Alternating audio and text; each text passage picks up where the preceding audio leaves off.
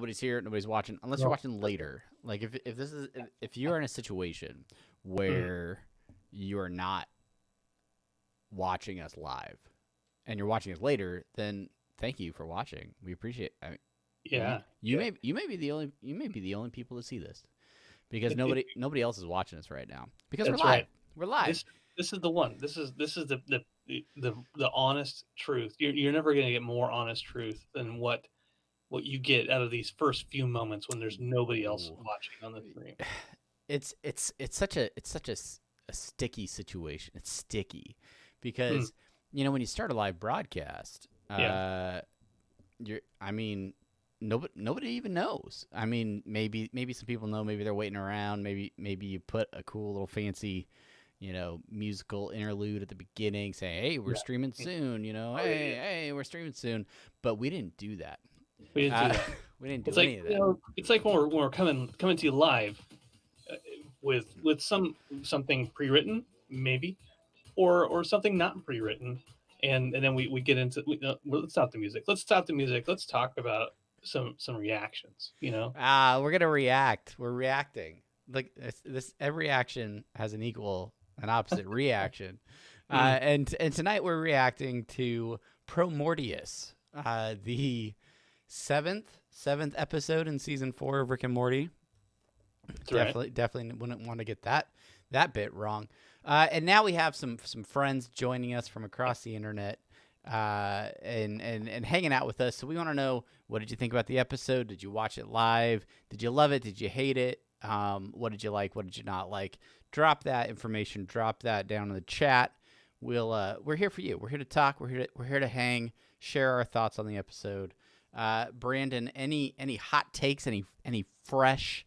Well, we should probably introduce ourselves too. He's Brandon. I'm Travis. Normally we do this a little bit more formal way. That happens tomorrow. That's So, but you introduce you like we should introduce ourselves, and then you introduced me. Like that's all right, not you introduce me and I'll introduce you. okay. Yeah, I'm Brandon. That's Travis. Yeah, yeah, exactly. Okay. We run a little show called Interdimensional RSS. It says it right here. It is your weekly Rick and Morty podcast. I mean, it's weekly when the show's on. We're it's touch and go. Say love you. But Say love you. we got new episodes. We got new episodes. We're gonna record the entire Interdimensional RSS proper tomorrow night, Monday night, 9 p.m. Eastern time. But we're up late. We're hanging out. We're working from home. So yeah, let's talk about this episode. Brandon, what did you think? Yeah. The thing with these immediate post show watches is you don't get the full sometimes you're not able to get the full effect. Last week was mind fuckery, and that required a rewatch from that aspect where Mm-hmm. you can Yeah. really dig down into it and form some meat, form some red meat of the episode. This episode, on the other hand, it's not as deep. It's not deep in the same way. It's not complicated. There's not complex narratives going on, uh, with the exception of kind of a flashback, right? Sure. Flashback Sure. told from perspective of Summer. Um, so this one is, I guess, it's very straightforward, I guess. So compared to last week's, because it's so straightforward, now like I have to like change my approach to how I look at it, watch it, Sure. examine it, analyze it, digest it. It's Impact it. interesting. It's interesting that you say that because the first act, I guess, of the episode, pretty much from the intro all the way to the first commercial break, with Rick and Morty realizing that they had left Summer behind. By the way, spoilers are off the table. If you didn't watch the show, Yeah. why are you here? Go watch the show. But yeah, it seems almost a little rushed, where there are like not a ton of details about where they're at, other than the fact that there's an M&M store and that there's these face huggers. There's a lot of holes where it's like, you realize Morty's involved and like something happened, but it kind of almost like glazes over that, and then you get that epic action sequence where they're fighting their way off the planet, and then it's done. And so when you watch that, you're kind of like, all right, like stuff's happening. I don't fully understand what is happening, but let me try and process this. And then you get the revisit where you go back and realize, what happened with Summer, and it fills in some of those holes. Uh, to me, I I don't think there's something inherently wrong with this, but I will say the problems I had with the original Deadpool movie are probably some of the same problems I have with this episode. In the way that it folds over on itself, and it's like retelling the same story with like more detail the second time. Uh, mm, Um, I it just to me it doesn't. It's not my favorite form of storytelling. yeah, Depending on how it's done. I get you. I get you. Yeah, it makes sense. So we talked about the Deadpool, and well, and part of that the Deadpool movie for me was also everything that was in like the trailer that Ryan Reynolds leaked that one time was basically the movie. It was just that trailer expanded out, right? Right. And to the point where like, well, you didn't actually tell me a whole lot of extra story. You just padded it with extraneous details. Um, yeah, I throw this out there. Got you folks out there watching this stream. Yeah, Scary Terry Folds mentioned that a lot of relationship building between Rick and Morty. Yeah, uh, Yeah, there oh, was. There was relationship building between Rick and Morty, but then there was also weird relationship building between Steve and Bruce, yeah, who were their unique face huggers that they had. yeah, That was a weird thing about this episode, is trying to mentally compartmentalize the differences between Rick and Morty and Steve and Bruce, and really any of the face huggers, because they, for some reason, take on the voice of whatever the host is. So, and to a degree, the personality in some ways, or at least some of the vocal, yeah, expressions and things.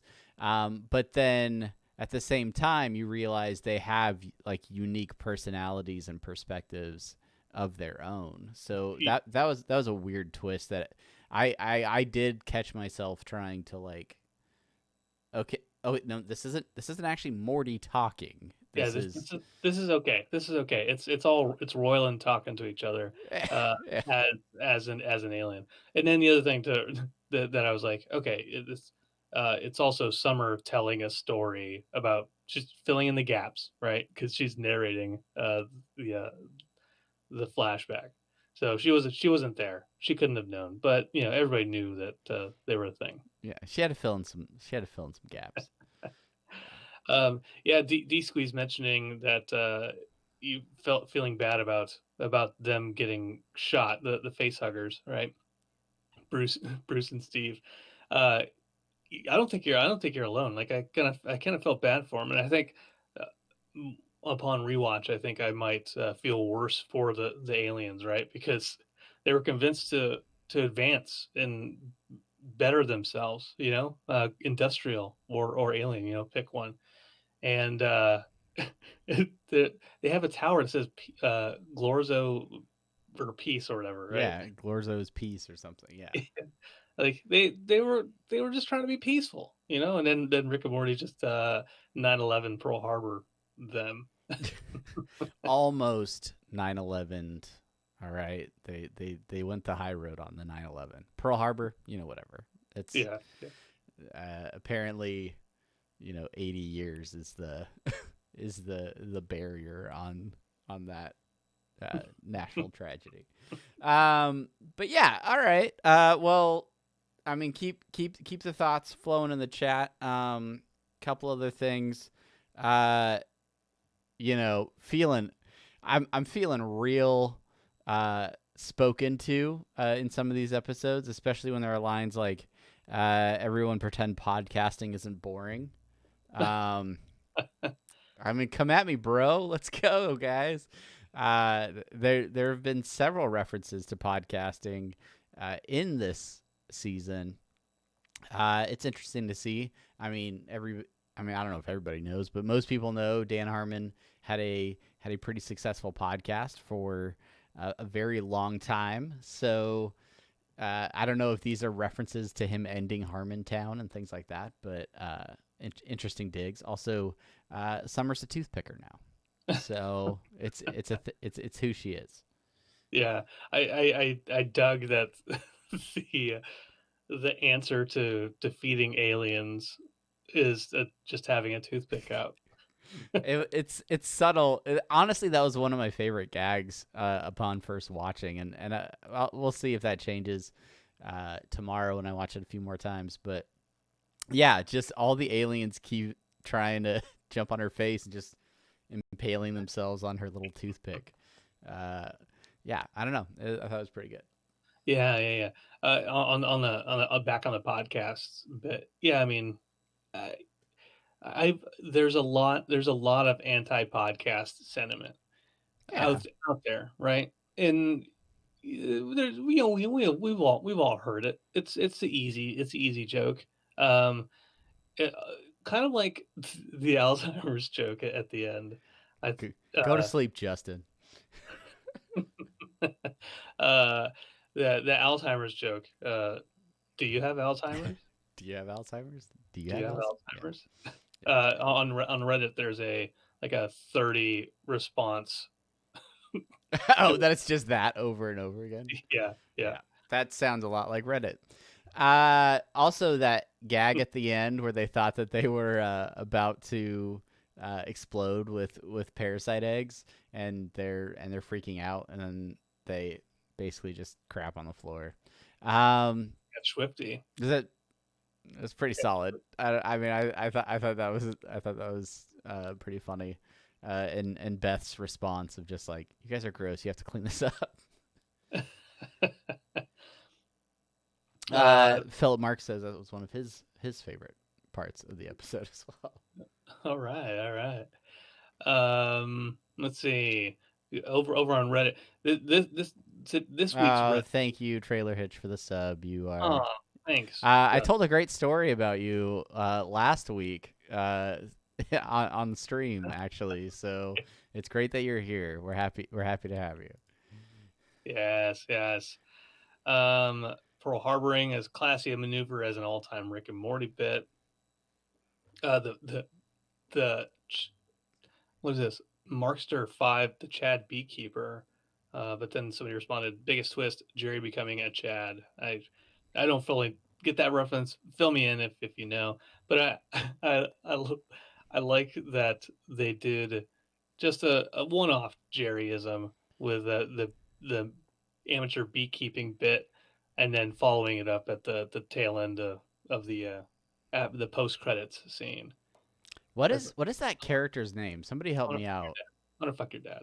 What is her name? Because she has become way more pop. Like she's been hanging out with Summer a lot more. She was uh, jamming out to Snake Jazz in that episode. Uh, yeah, I don't know. She seems. I feel like I've seen her in more episodes recently, and I don't know. She's very. Hmm. Um, She's in a lot of them. okay, okay.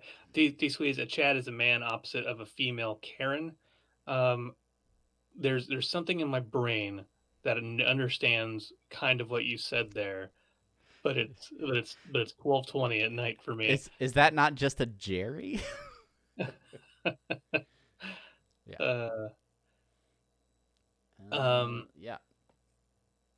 so please fill me in for the rest of that. I'd appreciate that. Um, Yeah, let's see. Born by Fire and Flames. Can't wait to hear about how bad this episode was. I loved it. Come on, bitches. Stop begging and choosing. We're back to good old fashioned funny. Who was that on Reddit or was that in here? That's in Reddit. Yeah, Okay. yeah. What the one other bit that I thought was funny enough to write down was when Rick found out that he was a YouTuber, and he's like, "Am I at least rich?" Did I sell out and sell vitamins or something? Yeah, I've uh, seen videos to know that you're in a studio apartment. yeah, yeah. Yeah, it was that was a pretty good line. And I think that the key to this episode is going to be in some of the details. I think there's a lot of stuff hidden in maybe some of the backgrounds, some of uh, the quick shots that we miss because everything's happened really quickly. So yeah, I think this definitely warrants a couple of rewatches just to make sure that I see everything. And now that I know that the episode kind of folds in on itself, you probably will gain a little bit of perspective watching that first third of the episode again, and realizing what happens the rest of the episode. Yeah, yeah, yeah. Philip Mark's mentioning about they can just take it easy and have fun together. Yeah, I am willing to not have any lines like that going forward and be okay with it. I'm like, okay, yeah, got it acknowledged. Acknowledge that you're being meta and you're just gonna have fun with each other. Okay, yeah, Yep. I got it. I'm with Yep. you. You can stop telling me and move forward from that angle. Yeah, and I don't think we should have this expectation that every one of the 70 episodes is going to be solid gold, or some like brain melting story train type episode or something where it's going to have huge implications on an evil Morty super arc or something. Yeah, no, some of these are just going to be fun, you know, sci-fi rigmarole hijinks. It is what it is. Uh, and yeah, that's what this was. I mean, at the risk of getting too into what we'll probably discuss tomorrow on the actual podcast, uh, did how did you feel the alien comparison? Was it very much at face value? um, I want to I want to watch it a couple more times. I was admittedly I was my headspace wasn't completely ready to watch the episode because you saw that my dog was like whining in my face the entire Yeah, time. yeah, And so try not to snap her little chihuahua neck. So I do. So I want to watch it again, and be in an open, a better mind to capture some of those details. So, but rest assured, huge Alien fan, Wayland Utani. What would Wayland Utani do if they were a company right now? Uh, I'll definitely cover the Alien stuff tomorrow. good, good, You good, good, have good. you have my word, and my word is bond. I believe it. All right. Well, yeah. Trisha, Let us. did you catch that? Did you catch What? it was Trisha? The that Yes, Trisha is her name. Yeah. Okay. I'm just wondering. I'm thinking back into the history of the show, like who Summer has had friendships with, or what sort of supporting extra characters have been in Summer's circle of influence. Obviously, Ethan as the love interest, on again, off again. Maybe he's got a theme park in his stomach now, or running through him. Yeah, that friend, the other friend, and I'm awful with names. Period. It's lucky I remember the regular cast of characters, but the friend with glasses who is in the season 1 finale, yeah when they throw the party, um, she's also hanging out, listening to Snake Jazz. So I don't know. I'm just trying to figure out more about Summer's world when she's not colonizing, a race of face huggers and teaching them not to lay eggs and to advance their civilization. What else is she doing? yeah yeah. Yeah. It start got that start got me started thinking about Alien and laying eggs, and I mean there's some differences there. Again, I'll talk about it tomorrow. All right. I need to watch Alien 3. There's the assembly cut. I think it's on like HBO or Showtime, which is like 30 extra minutes of Alien 3. probably have nothing to do with this, but it just reminded me that I want to watch that. But that's something you need to do. All right. Well, if you're new here, if you're just hanging out, if you just stumbled upon this, hopefully you enjoyed the episode. We'd love to hear your thoughts on the episode. But join us back here tomorrow night, 9 p.m. Eastern time, for the full-scale interdimensional RSS podcast. That's where we will talk about semi-pertinent news. We'll get in depth in the main thing, talking about this episode. We'll have watched it probably 2 or 3 times at that point and have a lot more to say. And then, of course, we'll be taking your comments and taking your questions. So if you have thoughts about the episode, drop them here in the chat. I'll go ahead and copy all these out, and we'll pick it apart. And then, join us live for the episode tomorrow night when we discuss it in a lot more detail. In depth, with urgency and energy. Such energy. We'll be way more energized. We will. It's gonna be fun. It's gonna be fun. Tune in, and we'll have our thoughts. And if you have thoughts, make sure that you head over to our social media and you send those to us at Rick and Morty Pod on Twitter, at Rick and Morty Podcast on Instagram, or I'm at Barnyard Cruise if you want to send me a direct DM. Yeah, send them to him. All he does is look at Twitter. That's all he does all the time, guys. It's true. The first thing I do when I wake up in the morning is like, Twitter. What questions do I have? Let me see those DMs, huh? Good times. Thank you guys for staying up. Thanks for hanging out. Did anybody watch that show like while you were watching us? That was right after Rick and Morty, because that show looked weird, yo. Oh yeah. The Shivering Truth. Yeah, something like that. I don't know. It's stop motion. It looked like stop motion style animation. At one point, I looked up and the dude was like, just had his finger in his eye. I don't know. I'm sure the show is weird. It was also really weird with no audio because I was podcasting. Oh yeah. So, but yeah, you guys are the best. Thank you guys for hanging out. And unless you guys have anything else for us, we're gonna call it there. Get some shut eye, and catch you tomorrow.